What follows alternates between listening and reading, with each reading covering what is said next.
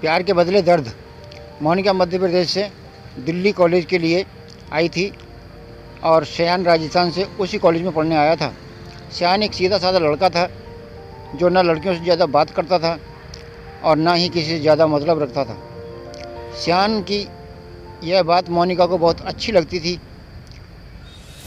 और वह किसी न किसी बहाने से श्यान से बात करने की कोशिश करती रहती है।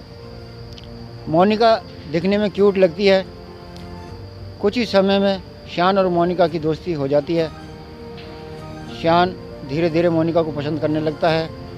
दोनों दिन भर कॉलेज में बातें करते, अपने हर लाइक डिसलाइक को शेयर करते हैं और कुछ समय में बहुत अच्छे दोस्त बन गए। श्यान की लाइफ में पहले कभी कोई लड़की नहीं आई थी, जबकि मोनिका के पहले दोस्त थे और वह सबसे बात करती थी। श्यान को यह पसंद नहीं था। एक दिन बातों ही बातों में श्यान ने मोनिका को अपने दिल की बात बता दी। मोनिका उससे एक दिन का वक्त मांगती और कहती है, मैं कल तुम्हें इसका जवाब दूंगी। मोनिका सोचती है, जब श्यान कॉलेज पढ़ने आया था तब वह सिर्फ पढ़ाई पर ध्यान देता था, पर अब उसका पूरा ध्यान मुझ पर रहता है। अगर मैं इसकी गर्लफ्रेंड बन जाऊंगी तो वह पढ़ाई भूल जाएगा और मुझ में ही लगा रहेगा। यही सब ख्याल मोनिका के मन में होते हैं और दूसरे दिन मोनिका श्यान को अपना मना कर देती है और कहती है, मैं तो तुम्हें बस अपना दोस्त समझती हूँ, इससे ज़्यादा कुछ नहीं। मैं यहाँ पढ़ने आई हूँ और कुछ करने नहीं। तुम चाहो तो मेरे दोस्त रह सकते हो।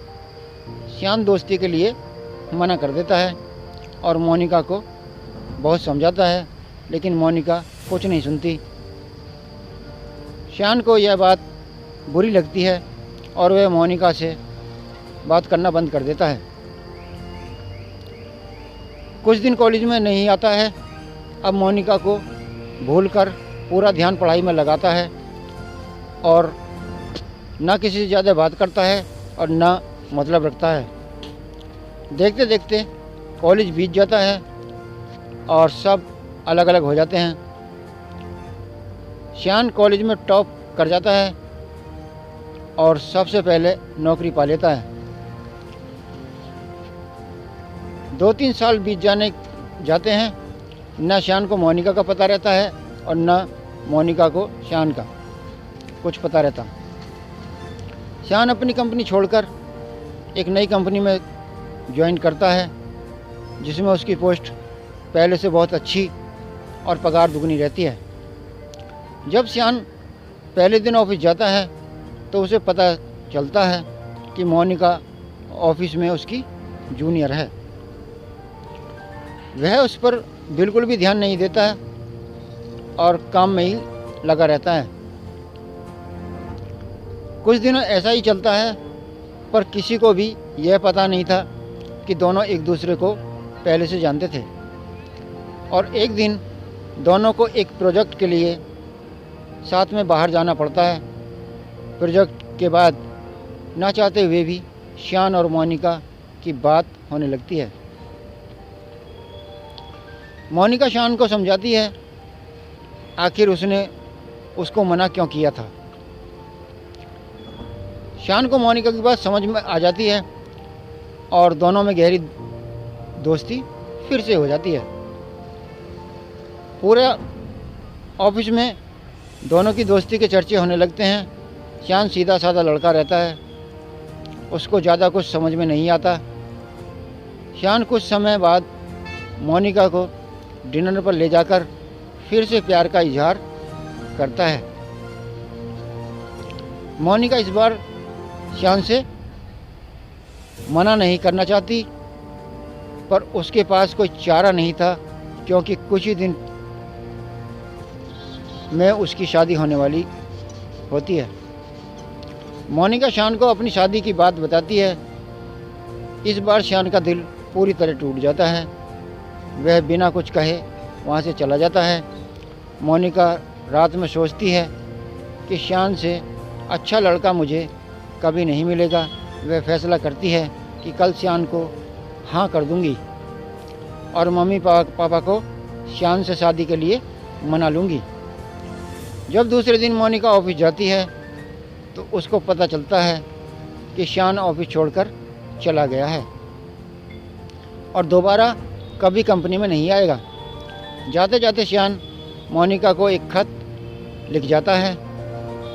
जिस दिन तुम्हें देखा था उसी दिन से मैं तुमसे प्यार करता हूँ। मैं तुम्हें ज़िंदगी में कभी नहीं भुला पाऊँगा। तुम जहाँ भी रहो, जिसके साथ भी रहो, खुश रहो। अब इस जीवन में इस दर्द के साथ ही ज़िंदा रहूँगा। मैंने हमेशा तुमसे प्यार किया है और केवल प्यार ही किया है। तुम मेरी ज़िंदगी में आने वाली पहली और आखिरी लड़की हो। अब ना मेरी ज़िंदगी में कोई आएगी और ना मैं किसी को आने दूंगा। मैं अब बस तुम्हारी यादों में रहूँगा। आज के बाद पूरी ज़िंदगी में तुम्हें कभी अपनी शक्ल नहीं दिखाऊंगा। बस भगवान से यही दुआ करता हूँ तुम जहाँ भी रहो खुश रहो और शादी के लिए बहुत बहुत शुभकामनाएं। मोनिका शान को खोजने की बहुत कोशिश करती है पर कई साल के बाद भी उसको शान नहीं मिलता और वह अपने माँ बाप की पसंद के लड़के के साथ शादी कर लेती है। इस तरह दोनों हमेशा के लिए एक दूसरे से बिछड़ गए और एक प्यार के दर्द के साथ अपनी ज़िंदगी गुजारते रहते हैं। दोस्तों, कहानी अच्छी लगी हो तो वीडियो को लाइक करें। चैनल पर नए हैं तो चैनल को सब्सक्राइब करें। धन्यवाद।